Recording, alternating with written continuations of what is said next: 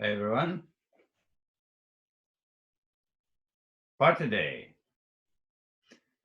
the last day, celebration. We evolve. We evolve after examining our life, right?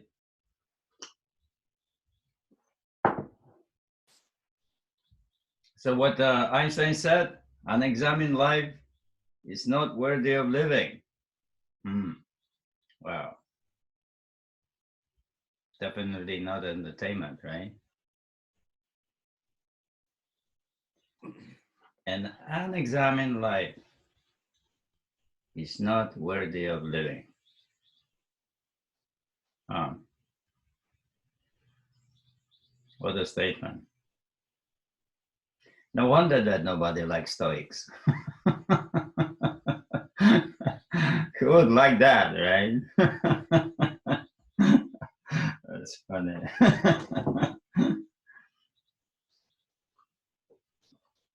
Yeah, examining your life is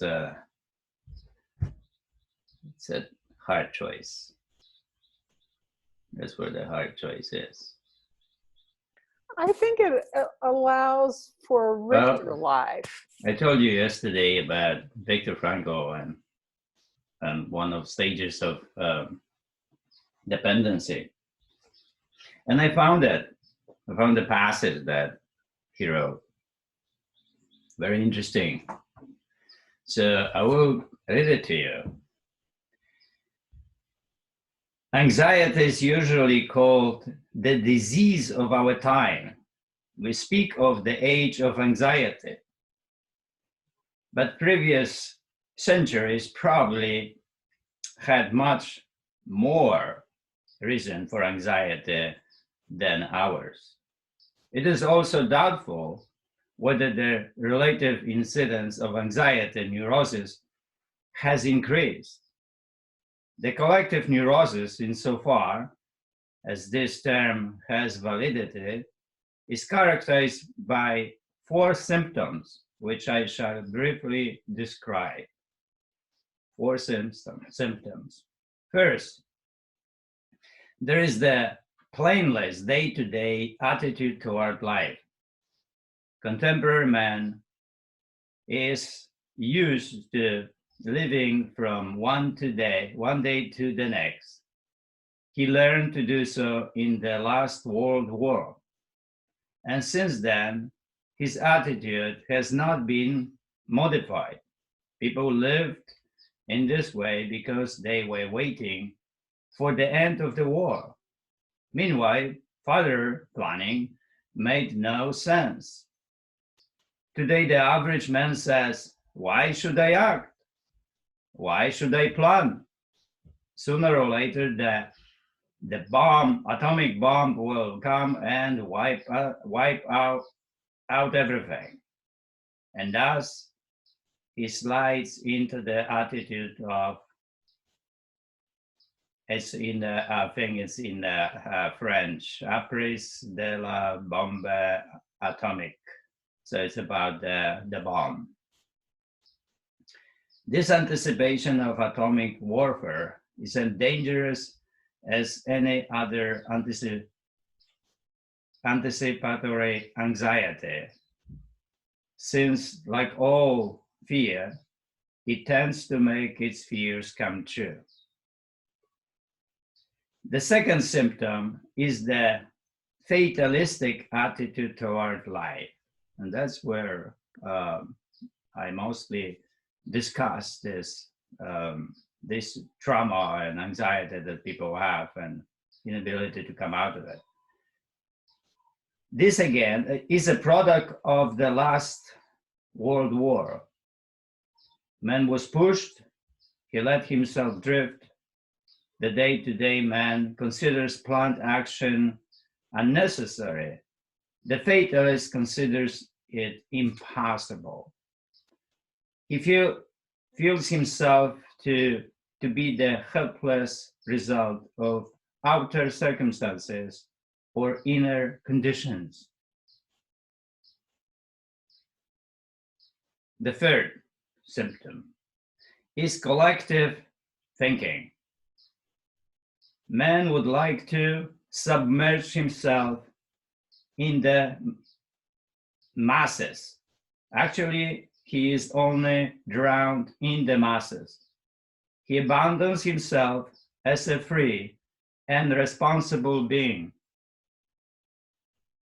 He abandons himself as a free and responsible being. The fourth symptom is fanaticism, why the collective ignores his own personality. The fanatic ignores that of the other man, the man who thinks differently. Only his own opinion is valid. In reality, his opinions are those of the group, and he does not really have them. His opinions have him. So we have the situation, day-to-day attitude, right? And that creates this impossibility to plan. No, unnecessary to plan, because you cannot build better life. Then you have fatalist that says that it is not really that it is not necessary, it's impossible. And then there is collective thinking. So the verse 2 are more personal, but collective thinking is the society. This is socialism. This is the giving your freedom and responsibility to the masses. That's really socialism here. And the fourth, fanatics. That's kings, Caesars, czars, Stalin, Mao, and others who ruled like tyrants. Here we are. Fanatics, fatalist, collective thinking, day-to-day life. All right, I thought about sharing with you this because it overlaps so much with what we do and what we've done for the whole week. Anyone would like to share something about that?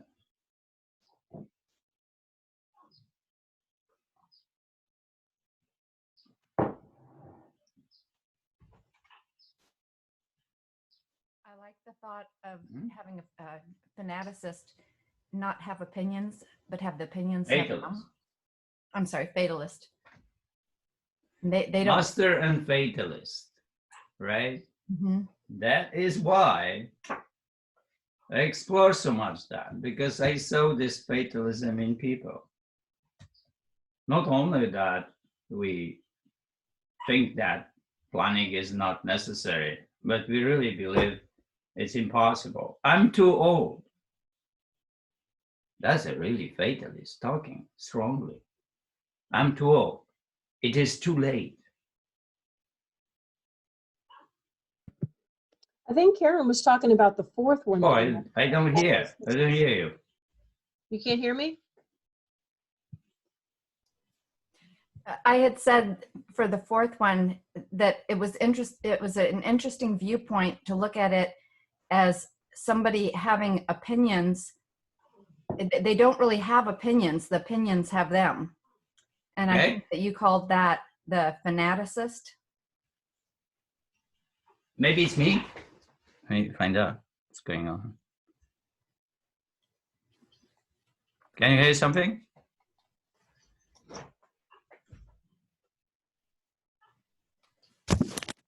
All right. Now? Yeah, now. So I was talking about the fanaticist, and it was an interesting idea that you presented where the fanaticist doesn't really have opinions. The opinions have them. Right. And Yeah. I hadn't looked at it that way before. Yeah, Yeah, it's a fanatic. His opinion is for him everything or for her, right? And that becomes that. So opinion is really ingraded. It's like an angry person, right? The anger has him. It's just not really you become angry because somebody did something wrong, right? You also have to become angry and anger in order to express it. So you anger owns you.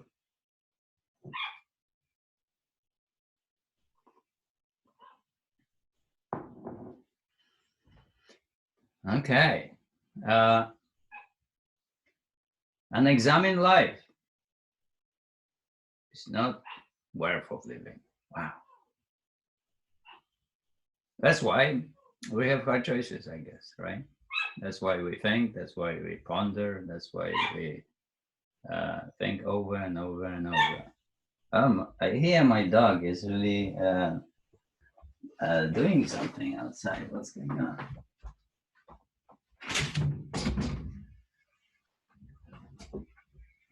What's going on here?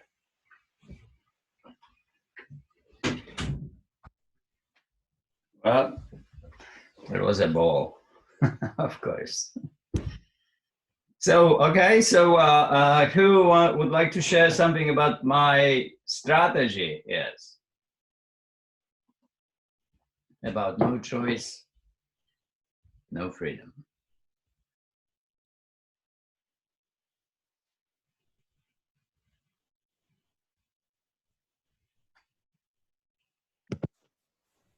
The only strategy that I was able to come up with was making a daily effort to write down the choices that I make, both the good ones and the bad ones, and making the connection between how those choices impact my level of freedom. So. And how are you going to do that? That's the whole strategy. So you have to come out with something when you have a plan, and how you help the plan to happen. Well, I'm already doing a 5-minute journal every morning and every evening. So I would just tack it onto that and do the writing either right before or right after I do that. Right. So your strategy is to write your journal, right? And when do you write the journal? Always the same time? Yeah, I'll do. It's a standardized journal, and you do about 3 minutes in the morning and 2 in the evening. And so I'll do the 3 as soon as I make my coffee. I sit down and do my 3 minutes, and then the 2 at the end of the day are right before I do my reading before I go to sleep. So it's pretty consistent. I see. Anybody else? Like- Jersey. Go ahead. Go ahead, Simon. Oh, thanks very much. My strategy is basically there's things that I've written down on a card that I need to do every day if I want to get the results in life that I want. So I've written here, I've got 7 things. I've got each day to get the results that I want.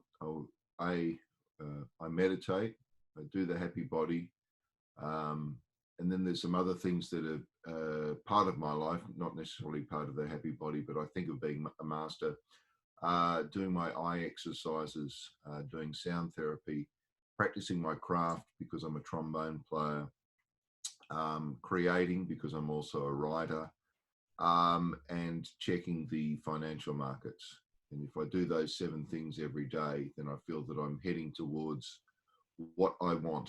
And on the other column, there's also a couple of things that each day I aim to avoid. And that is either drinking by myself, or watching television by myself, or being on social media.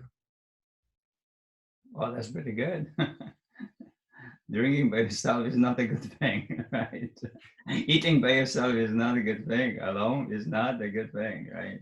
And watching TV, pretty powerful things that we should do with friends, right? Thank you. Well, you know, I will tell you my one of the strategies with doing the happy birthday. I usually do the happy birthday around 10 p.m. So Angela does at 6 a.m. and I do it 10 p.m.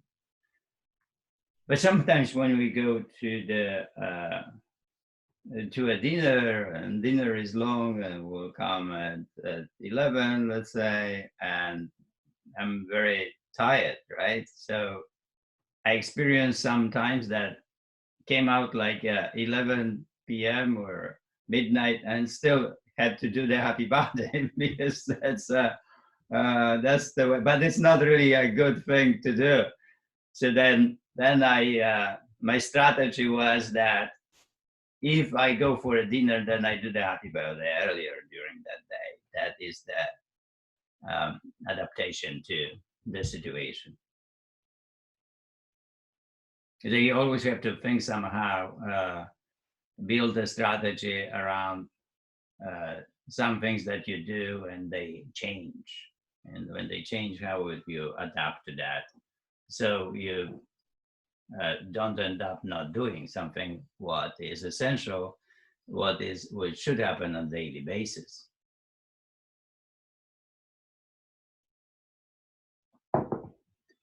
So we talked about yesterday a lot about the American dream, right? And then it's very interesting because this American dream is really connected to be independent. And you can see that in the socialistic countries, you have to give up your freedom and responsibility. Some of it you have to give up. And in America, you give up of this the least. And that is why America, that's why the dream. You really feel you're free and left alone and be responsible. And that is almost nowhere. When you think about the whole world, it's almost nowhere. Nowhere else.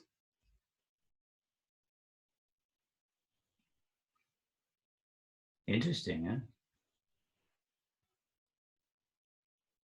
Well, that's what Americans built. Our fathers and fathers, they built this country that way. They thought about that. What is the most essential, most important to a human being? It's really independence. Be free. Freedom. And be responsible. It's true. And be free as much as is possible. You know, take away freedom, the least, what is really extremely necessary, and let people live, let people be free. And that is why Americans somehow adopted this way of living that is not engaging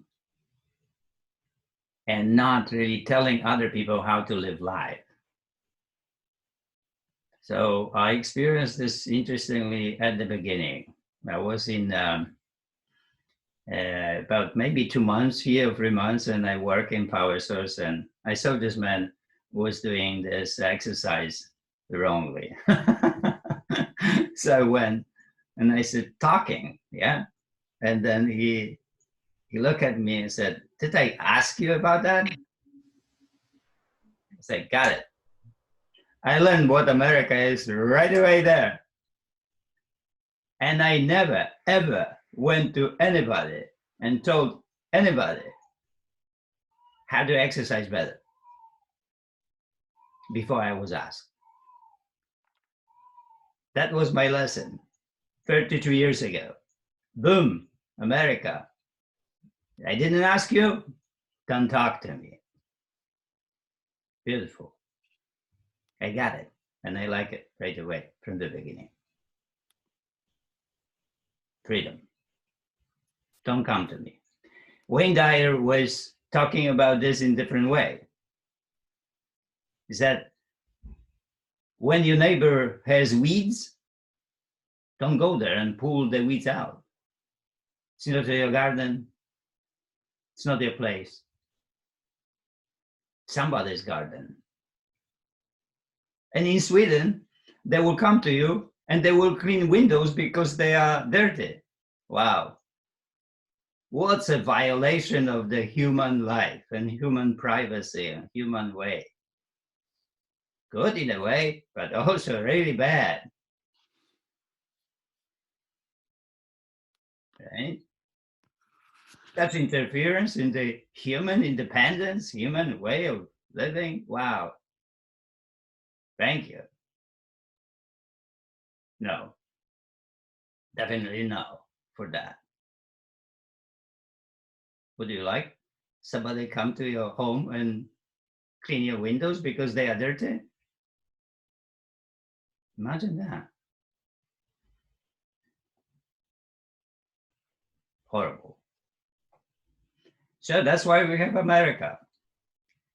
That is American dream. To have a choice, to be free, to be responsible. That's it. That's what it is. And that's why it feels so good to live here. It feels good to live here. You don't want to go anywhere. Why? People don't want to go from America anywhere else. People come here. Americans rarely go somewhere to live somewhere. Everybody wants to come here. That is why. People are not coming to be rich here. They're coming for that feeling, to be free, to be independent. And the Happy Body is really giving people that thing, independence. That system is completely transparent, 100%.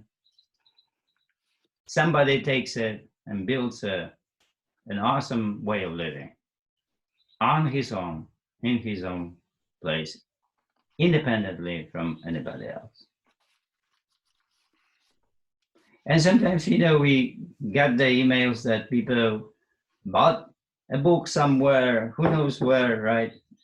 And do the system for 2-3 years. And they send us this incredible email how their life changed. Yeah, independence, right? It's beautiful. So what time? 12:30. We have a celebration. Okay, now it's time to celebrate. T, we celebrate that we evolve, right? We went through a lot of thinking, a lot of darkness. So we faced a lot. So let's talk about this a little bit. You talk to each other, I guess.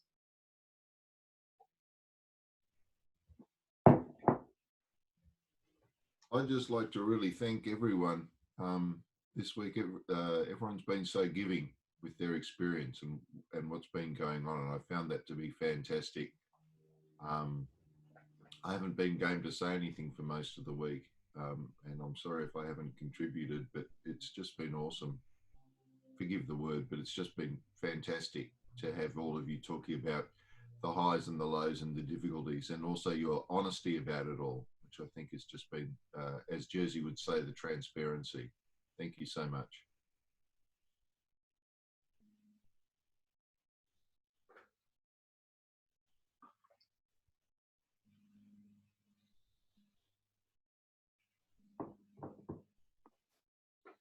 For me, one of the greatest gifts has been the poem that you shared with us, Jersey, about this Japanese lady, Michiko Nagomi, if the name's correct.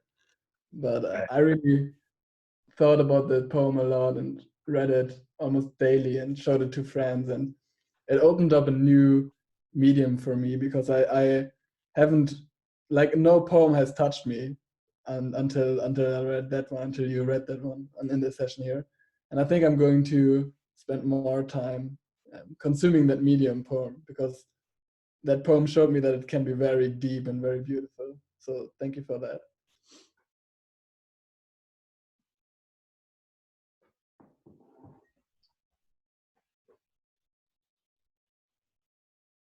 Tea is good. Do you have any tea? Do you have vodka there, or what are you drinking? The celebration, right?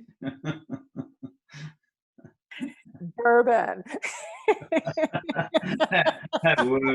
What is vodka? Right?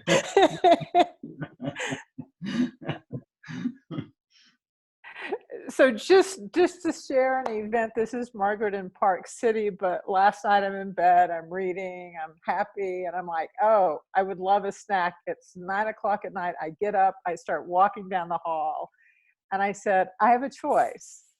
I can have the snack or not the snack. What are you going to do? And I turned around and went back to bed.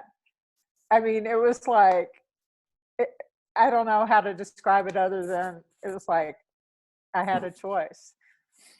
Powerful, right? Yeah, very powerful. With decision depends on the choice now. Yeah, you have a choice. You have it or not. That's very powerful.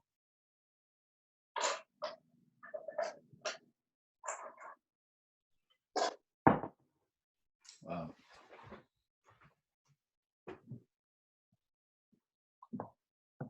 You know, you're very chatty usually when I'm not here. I will go a little bit away so you can have your own time. No, stay and we'll start Wait. talking.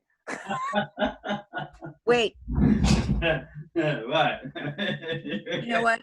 I sent you an email last night, Right?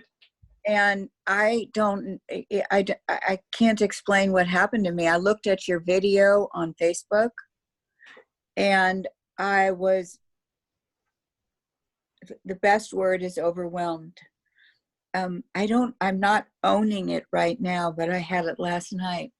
I had exercised, I'd done what I'd supposed to, I made a soup, and I was thinking of everything that we're learning and how you are giving to us on a daily basis, your knowledge of life and living. And I felt so grateful and so overwhelmed that it was hard to contain. And I know my little words didn't express it to you,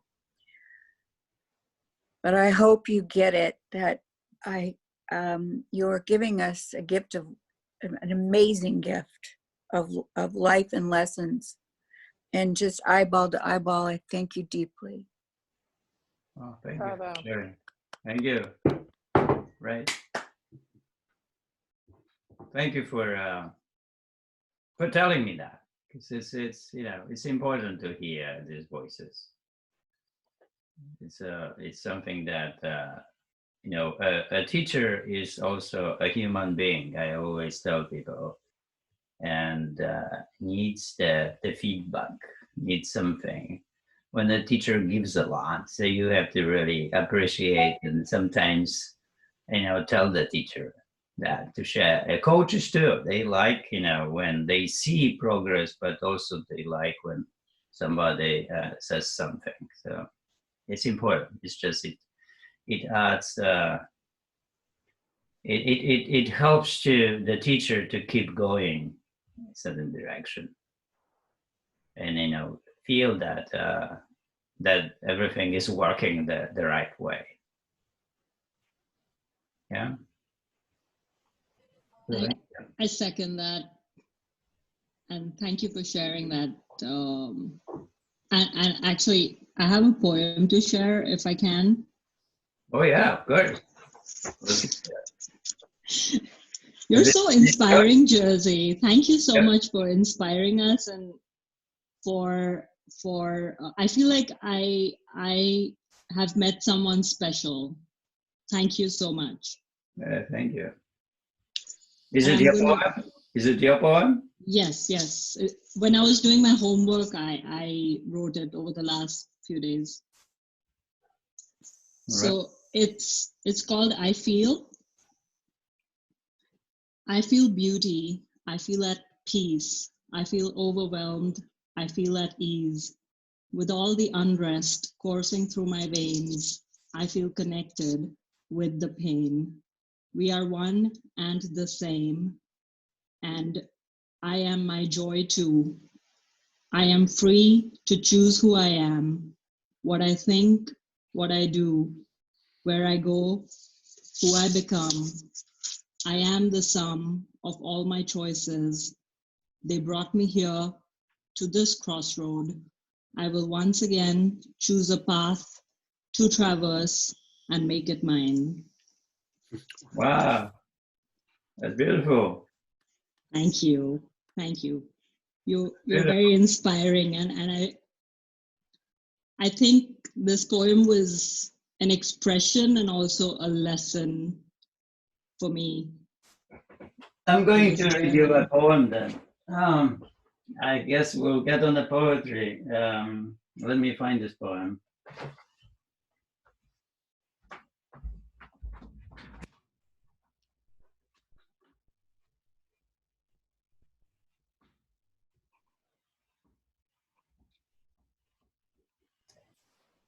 That was wonderful, Sanjan.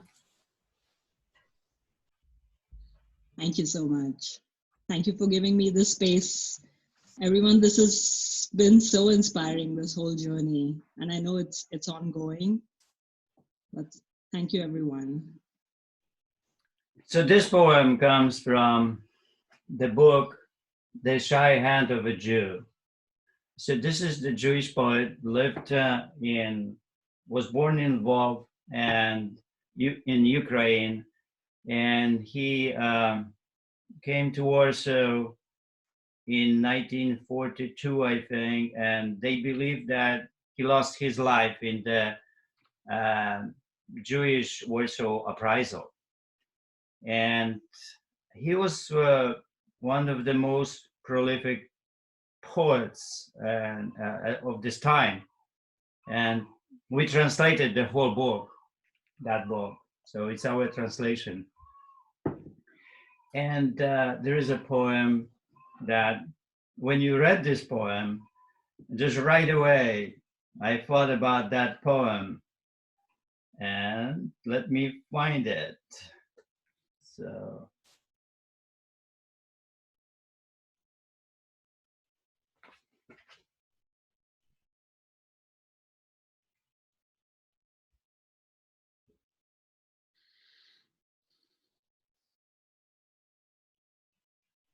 Okay, found it.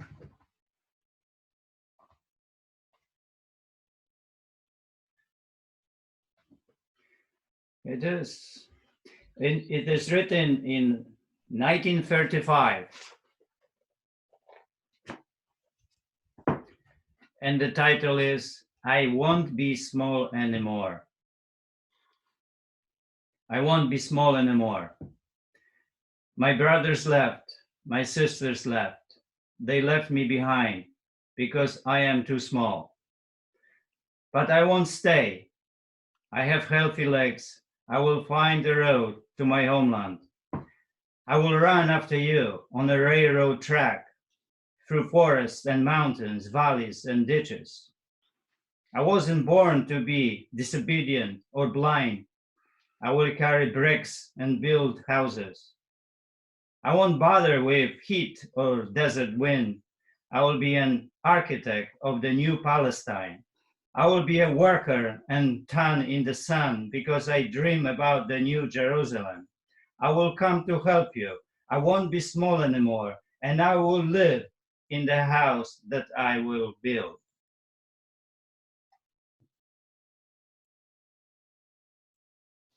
Here we are, right?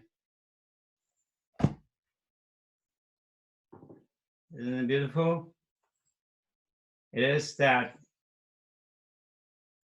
We need to take always the stand that we need to see that we have a choice. And no matter how small we are, how weak we are not victims. We are not slaves. We still have choices. We have those choices. So it is, crucial in life not to behave like we don't have, because then we act like slaves. Somebody says, I didn't have a choice. Wow, really? Yeah, because it would be so unusual not to have a choice. You still choose. There were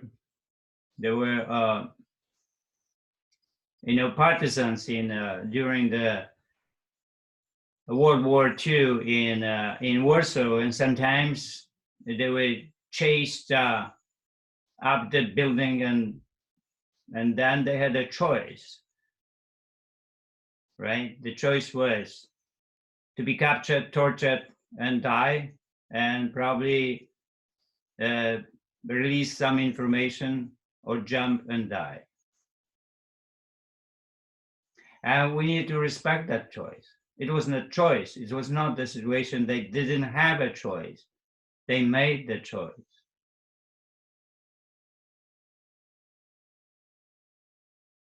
They made that choice.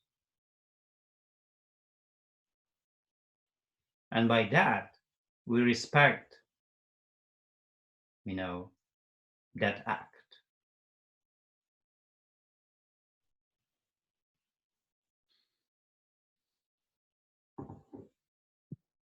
I like the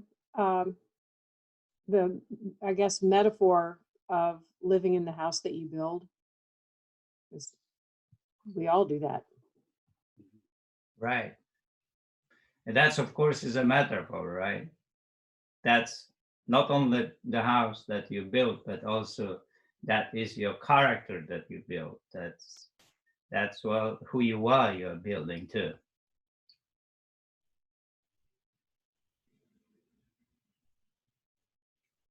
It's your mind is working, is living in this house. And you are living in a house, there's a house too. That's the independence, that's the freedom, that's the decision, right? That's the choice and pursuit of that choice.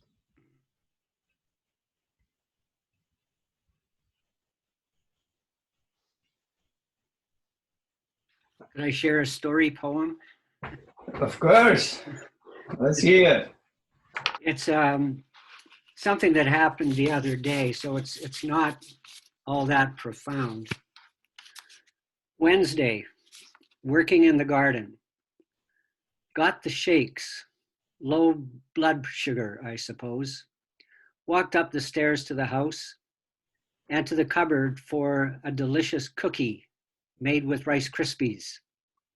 Flashed on our sessions. No choice, no freedom. Turned to the fridge, ate 2 apples instead, and felt better.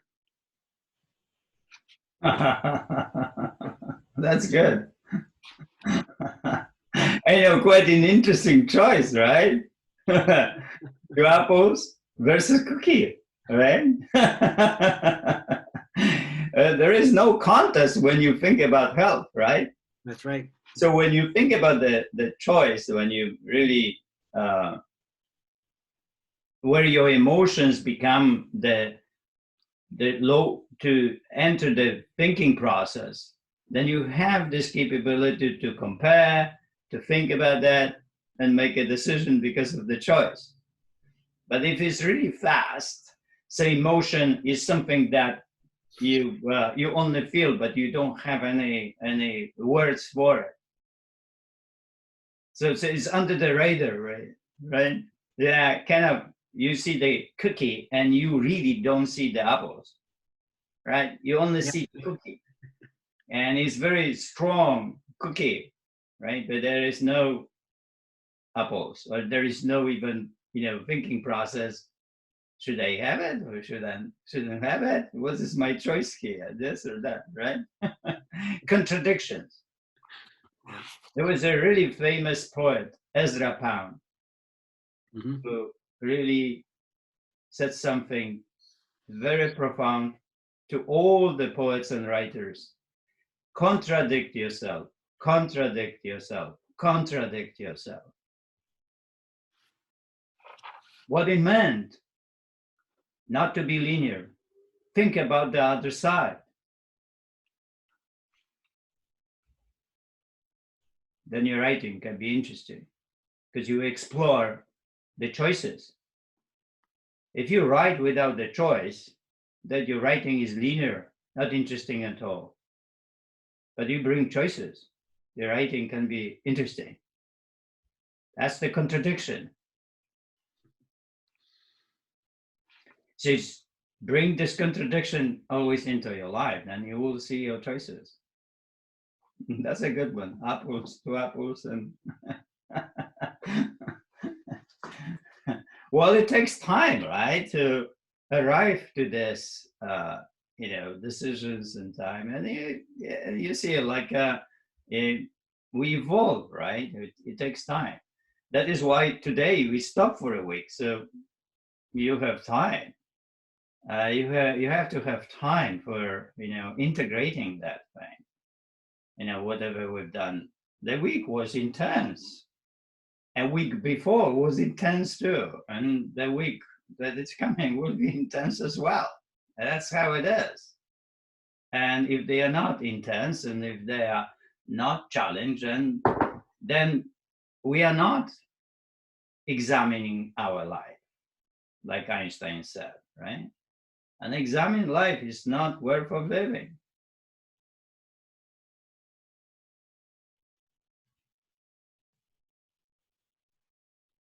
It's interesting that as my friends are reaching out to connect and set up Zooms or FaceTime calls, they're all aware that I have my daily Jersey call. Right. And they all schedule around it. They're like, oh, Jersey's from 1 to 3. Right? I'm in mountain time. And there's never a discussion. It's just, that's what you're doing from this period of time. That's pretty good, right? Yeah, and I somehow see that is the only way actually to do what we want to do, to make it happen, to deliver. Without that, we just wouldn't be able to deliver. An examined life. That's actually Socrates. Sorry, not Einstein. Socrates, 2,500 years ago, he came out with that saying. Can you imagine 2,500 years ago, people were thinking about examining life and getting better. It's just amazing, right? Jersey, I wanted to add a show to your repertoire that helps you train, because you've been in my head all week. And one of my favorite musicals is Wicked. And in Wicked, Fiyero is the rich prince who comes to the school. And he's actually a really sad character. But the image that he tries to put forth is that happy, carefree, superficial person. And he sings Dancing Through Life about, why live. He's promoting the unexamined life, but in reality, he's really so sad. And as soon as he starts to really examine his life, that's when he turns around and becomes the scarecrow. And it's a fabulous, if you look at it as a musical, it's fabulous in every way. But as I listen to you talk, it really hits a lot of your points. Awesome, thank you. I will. I think that I saw this, but I will look at it. I will watch it again. Wicked, right? It's a movie, right? It's a musical on Broadway, and I don't know if it's become a movie yet or not. Oh, is it really right now, current? Oh, not now, because Not right now, but next time it comes through, I can send you an email. Yeah, when it's open, please, because I would like, my daughter would probably love it. Yeah. So It's sort of a girlfriend movie. My husband calls it a chick flick, but I think it's a really wonderful musical. yeah, you open something else for me to look for. So when you make something richer from a different perspective, that could be very interesting. So you can watch something from that perspective, and it becomes interesting, because it's something for you, something to examine, right, for you. So that makes the whole, like when you watch again, Groundhog Day, when we were examining that movie, you will watch from a completely different perspective, right? It's like if you watch that movie as a comedy, you completely can miss the point of what is the movie about, right? What is the metaphor of that movie? But if you examine that movie, then it becomes so rich and so powerful and intelligent and with deep thoughts and feelings and goodness. It's amazing.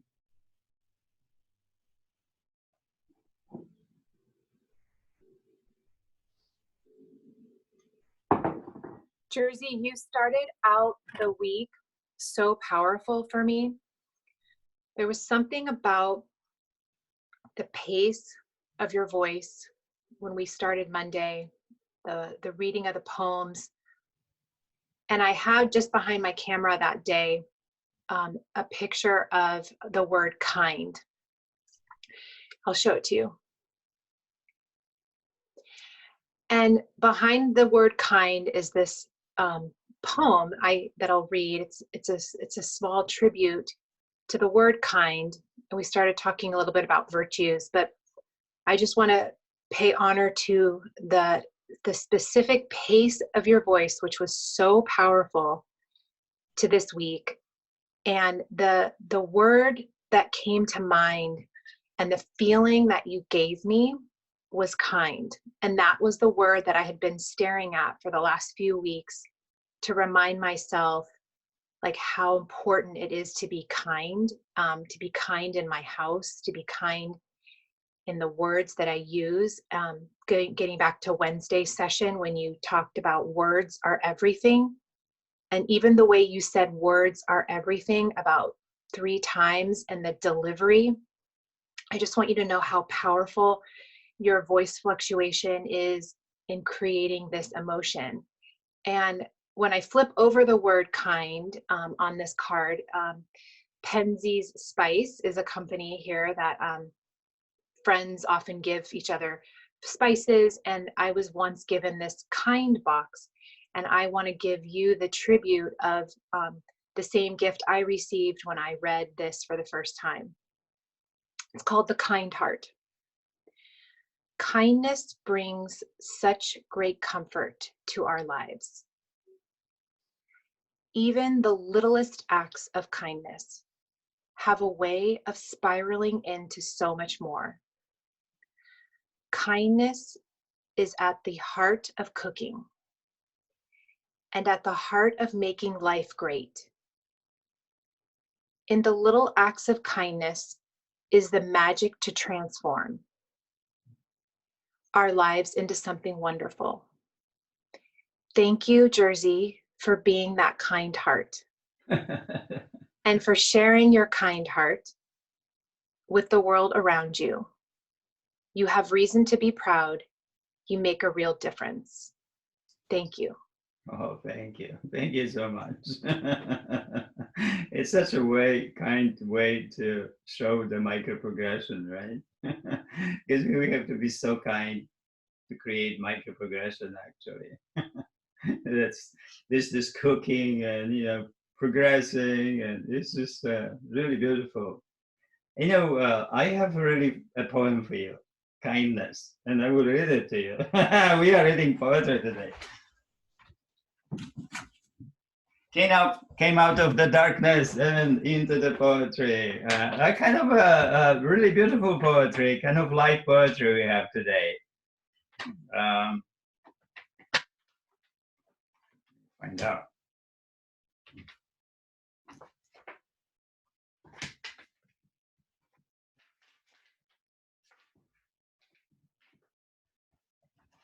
Okay.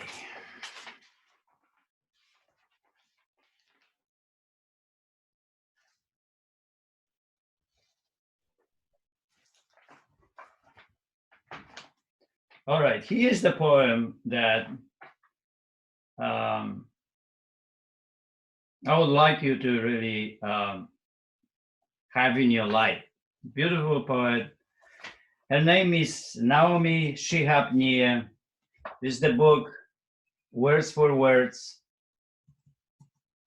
And let me see, this poem, I met so many different, I won't be able to even read because I marked this poem so much. I see if I have this poem somewhere on my computer.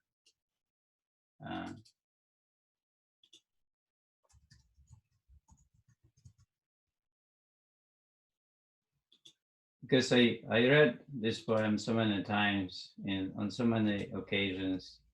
I love this poem. And this is Naomi Shihab Nia poem. And it was this time when we lost everything. We were in New York. Our luggage was sent from New York to Detroit.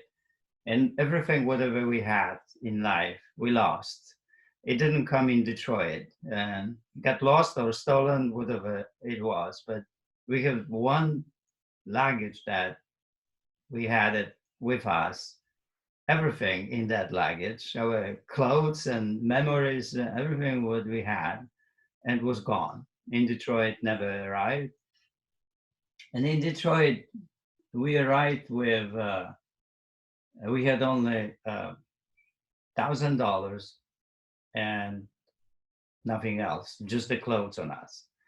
And we saved this $1,000 and that's all we got. And after we came to Los Angeles, that was my pursuit in poetry, and I found Naomi. And we went to her reading, and she read this poem, Kindness. And then we talked to her about, because the poem begins the way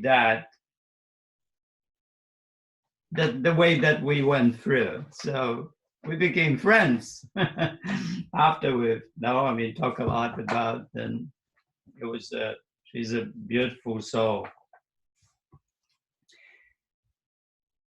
Kindness. Before you know what kindness really is, you must lose things. Feel the future dissolve in a moment, like salt in a weakened broth. Well, what you held in your hand, what you counted and carefully saved, all this must go. So you know how desolate the landscape can be between the regions and kindness. How you write and write, thinking the bus will never stop, the passengers eating maize and chicken will stare out the window forever. Before you learn the tender gravity of kindness, you must travel where the Indian in a white poncho lies dead by the side of the road. You must see how this could be you, how he too was someone who journeyed through the night with plants and the simple breath that kept him alive. Before you know kindness as the deepest pang inside, you must know sorrow as the other deepest pang. You must wake up with sorrow. You must speak to it till your voice catches the thread of all sorrows. and you see the size of the cloth, then it is only kindness that makes sense anymore.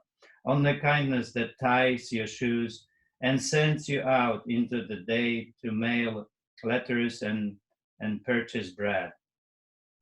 Only kindness that raises its head from the crowd of the world to say, "It is I you have been looking for," and then goes with you everywhere, like a shadow or a friend.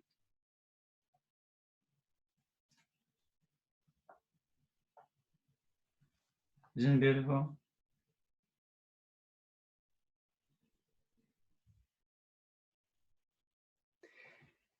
Yeah, that's why, you know, we when we find this kindness to our life, to the way we think and the way our body is, and then you will find a way to do the right choice and to know that you have a choice. You will find the way that there are 2 apples in the refrigerator. That's how you need to find the kindness, right? You will find the kindness to, you know, to feel the body and its pain, and then to put the oil on the skin, or, you know, to heal it, or just to the happy body with the kindness, with the goodness. You will feel all of it if it's something that is the open feeling, and it connected to what happens outside you, and you're just like with that only, you know, like there is nothing else. Like, you have to be so much in the present moment to sense what the kindness is. And if you are in the present moment, that you can feel this kindness in every second of your life. You can walk, and it's you know, when you are really 100% in the present moment, you will feel the nature, you will feel the, you know, appreciation of everything what is around you, and it will make you kind. The trees will make you kind, the people that they are still there, and all of it is you will start having this overwhelming appreciation that people are around, and the nature is there, and it's just in that moment can feel so good. You know, many times I go to the ocean, then, you know, our landscape changes, but when I go to the ocean, I have this experience that for millions of years people were standing there, and they have the same feeling of this ocean, because it's the same ocean. The mountains may be changed and the rivers, but the ocean is the same. And it creates the same feeling that in all of us. That's why we feel so good when we are at the ocean, the water that is there, right? You can feel so much kindness, so much goodness that this is there.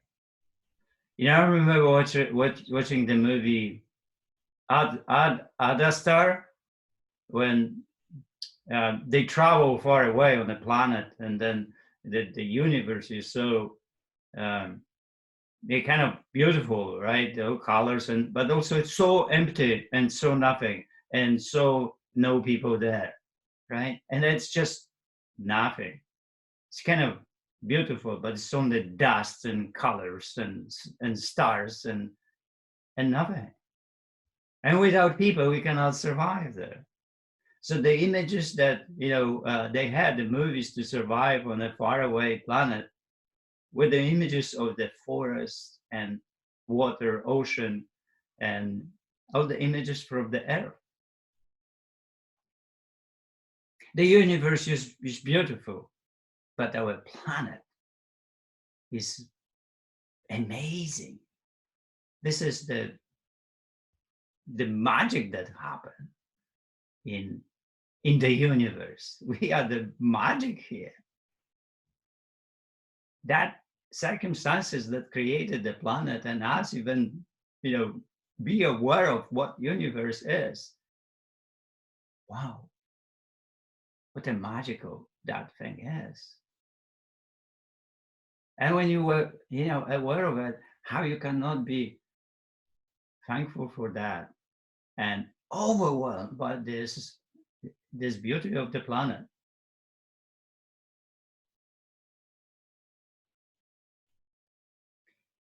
It's amazing thing what happened in the universe when it comes to our planet. It's so mysterious and it's so amazing. And it's just like, to be here is what a gift.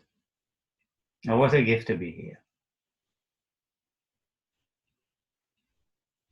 And why are we here, right? So it's a constant thought process that we have, and examining that life and constant evolvement, the life on this planet. In a way, we are so small in the universe and so fragile in that universe, and can be destroyed so easily.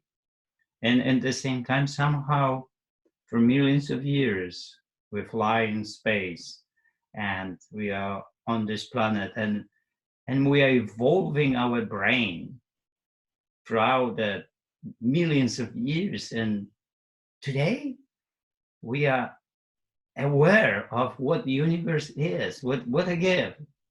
500 years ago, people were fighting for the idea. Copernicus was fighting for the idea that the Earth is round, right? I didn't know any idea what the universe is. Today, wow, we can imagine the black holes and the, billions and trillions of stars. And it's just, where are we, right? It's just, we are in this humongous thing on this very, very little planet that created us. What a beautiful thing. How anything can be more beautiful than actually planet Earth happens in the universe. This is the ultimate beauty that happened.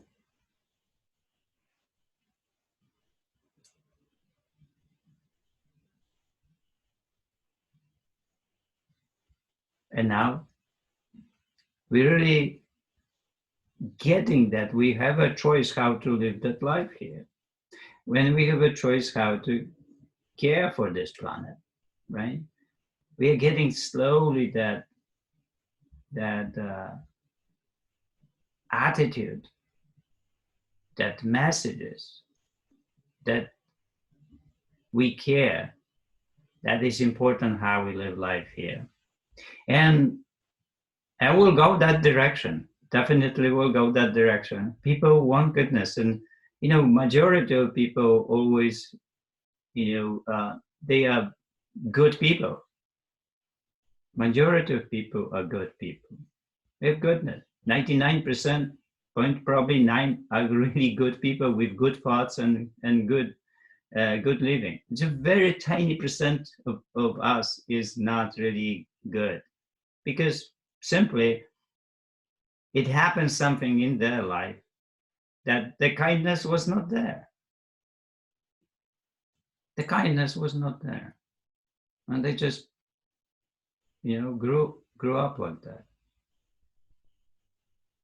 And it's a sad story with some of us, but that's why there are others. Yeah, we constantly have to evolve, examine the life, and make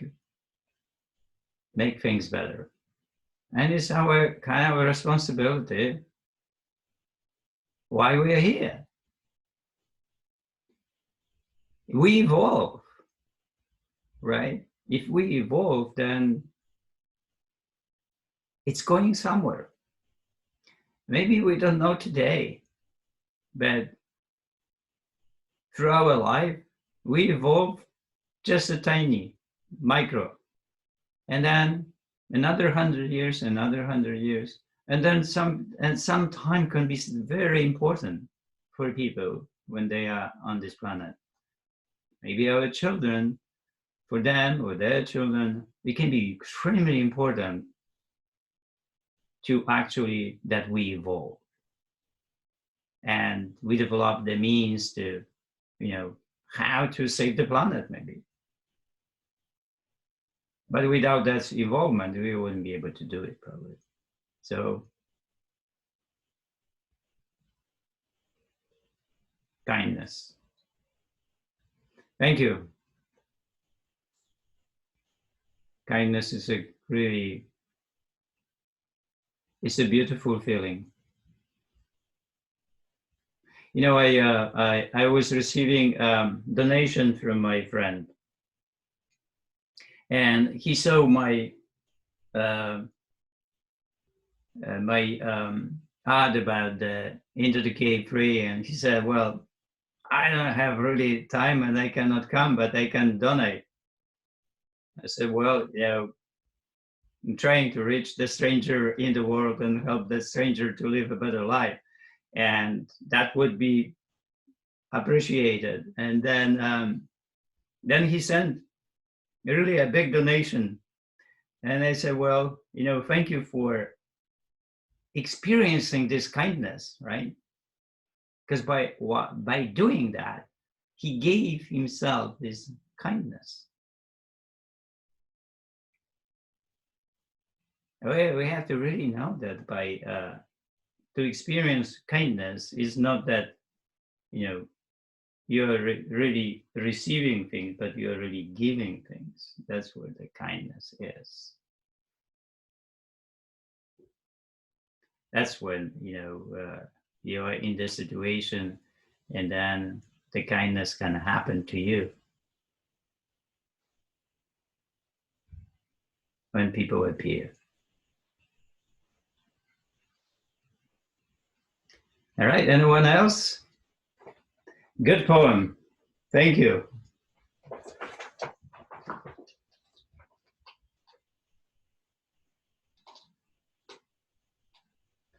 Anyone wants to say something before we close and have 1 week off? Now we can go and meditate with all of it for a whole week.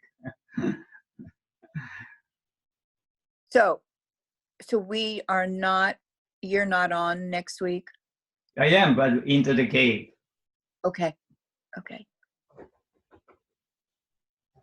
So it's a different, it's not really the same thing, but the part of the thing, right? Daily Jersey is happening. So, we'll see how long, but some people like it and I like it, so that's the most important. And if we like it and we evolve, hey, that's the whole thing. That's what matters, right? The most. We're having a good time and our good time is that good time as it is. Sometimes it's really hard. We're going through the hard choices, but but also it's a good time. It's really a good time. And poetry is such a, part of a really good time. This is like, it really can take us deep into the examining the life. Be together with Socrates, right? And, fulfilling his words and be in that energy, what he was saying, that thing. When he said that thing and the first time, can you imagine why he said that? An examined life is not worth of living. Wow. How did it happen in his life? He said that sentence, right?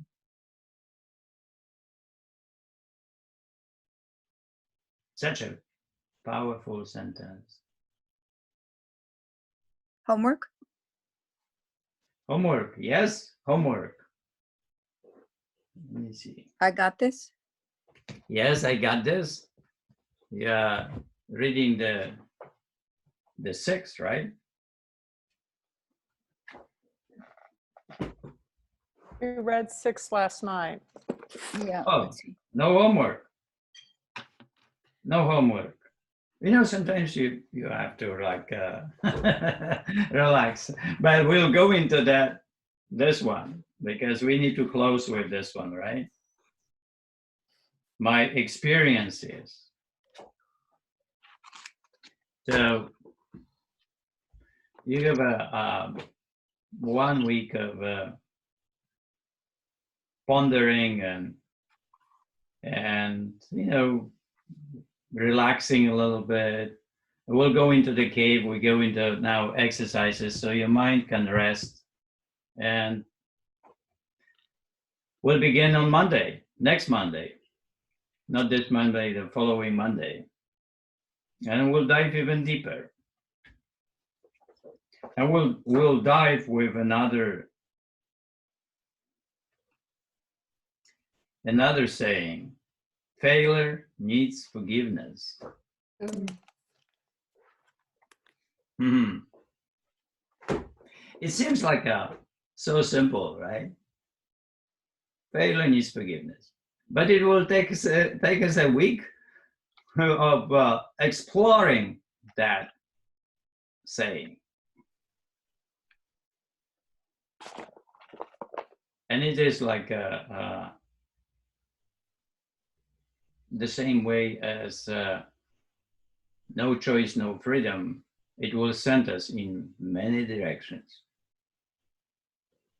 It will send us into our own lives to explore the situations where we fail and whether there is forgiveness or not and whether there should be or not. Yeah? So it helps us to live a better life. And at the same time, we have the happy body, right? And then the happy body creates this challenges that they are physical challenges, and without really becoming kind of, you know, thinking better and have better belief system, we cannot really become. The challenge of the skill of living or the good life of having a good life in life is a challenge. To be a good person is a challenge, right? You cannot be a good person and complain and blame and be sarcastic and so on. You just can't. You are not, simply, if you choose to live that way of life. And there's other choices, right, that we make.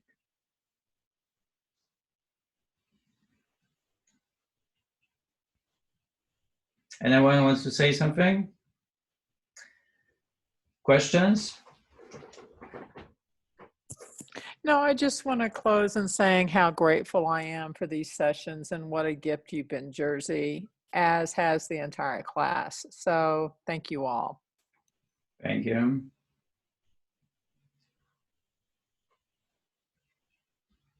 Jerzy, can I ask one small question? On my strategy, I'm going to anchor the practical happy body routine to, I meditate every day at 8 a.m. So I will tag it to before that. But in terms of, I'm trying to get to the bottom of working out the food side of the happy body. Is the best place for me to be looking in the book? It's all in there. Everything I need is in that book. Because I noticed you're a vegetarian, but I don't think it's a vegetarian way of life. It's about choice, choosing for yourself, right? But I'm just trying to get my head around the decreasing fat, increasing muscle, the very practical kind of question. It is very complex. So when we get into the cave, and after into the cave, we'll get into what you're asking for. You're asking about the strategies, how to think, how to coach yourself, how to create plans, how to adapt yourself to the changes in life, and adapting yourself to aging, and adapting yourself to be a woman or the person or the man, right? Because we a little bit different, and how we go through periods and how we go through,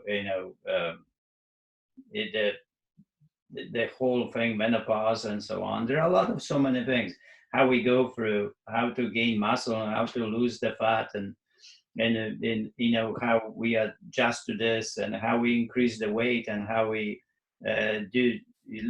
increase the flexibility, and what to choose, and how to go in almost every situation. So these are like hundreds of different situations that they are created with food and exercise that are for the exploration and examining, right? And that will be the whole week after the Into the Cave 3. Okay, great. So after the Into the Cave 3, we will have the week of strategies and adaptations, talk about microprogression and how to deal with food, and what it means, weight loss or scale, and then time, and why we have 3 hours, and all of it, and how to work with it, how to adapt yourself, how to choose it, right? From the different now perspective, you will see that you have choices all everywhere. And then you can save yourself if you have a choice, right? If you think you have a choice. Because if you think you don't have a choice, that is a horrible state, right? Because you have, but you think you don't. And it's not a good thing.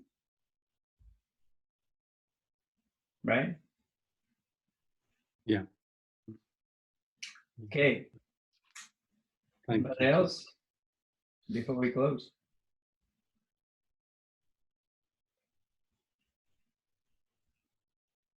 Everybody's coming through into the cave. Yes. Awesome. It's a very interesting week is going to happen, because the third sequence is the most difficult sequence, and there are a lot of subtle exercises there that when you learn the right way, they become so easy, right?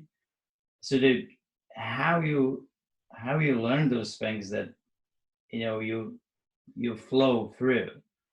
I remember when I was in elementary school, and I was in the pool and I was swimming, and this teacher went into the pool and talked to me how to swim, right?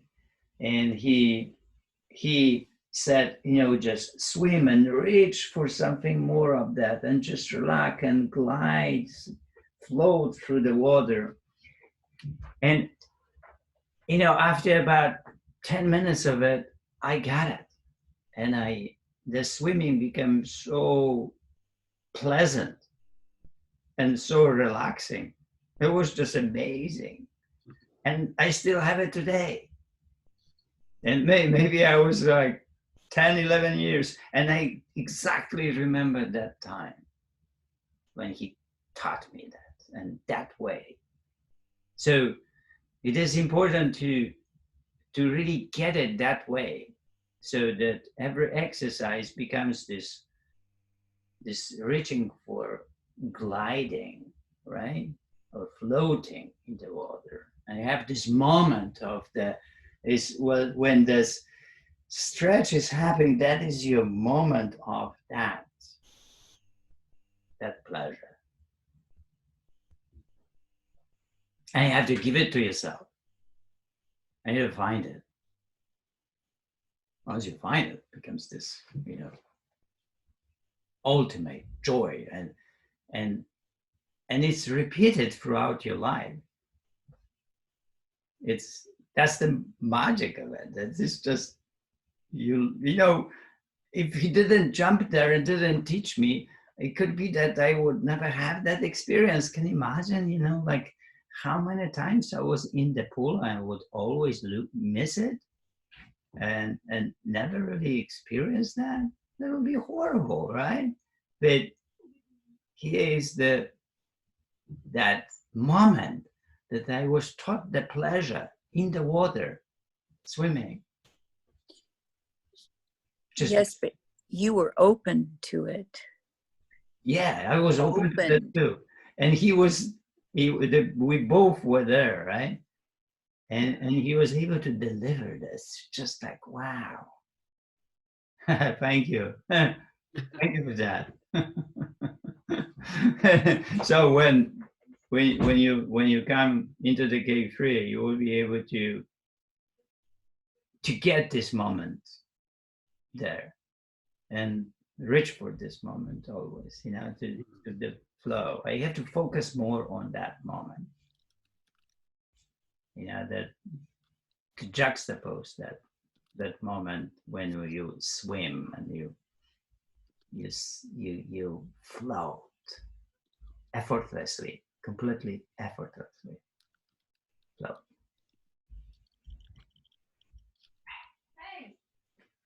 Awesome. All right, guys.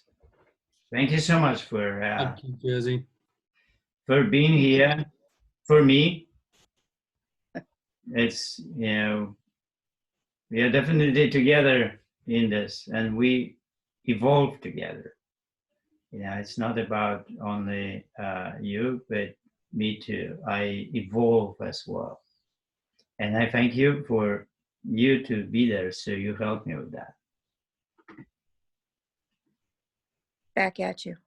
Thank you, Jerzy. Thank you, Jerzy. See you tomorrow. Thank you, Jerzy. Thank you. Thank you. Thanks, Bye. Jerzy. Thank you. Thank you. Thank you. Thank you. Bye. Bye. Hate to go. Right. Yeah, get some apples. Yeah. Right. Jerzy, can you send me the film about the bars, how to make the bars? I didn't. No. Okay. I will. If that's possible, that's great. Thank you. Sure. See you tomorrow. Bye-bye. Thank you. Thanks. I thought that I sent it to you. But, right. Are you still there? Is there Yeah. any way, how do we get copies of what we've already learned? I want to see the exercises again. The sessions? Yeah, I want to see the exercise parts again. I can send them to you. Okay. Thank you. Right. You mean number 1 or number 2 sequence or both? Both. All right. Okay. I'm doing them and reading, but I want to see you do them. All right. Okay. I will. Thank you. All right. Bye-bye. Bye.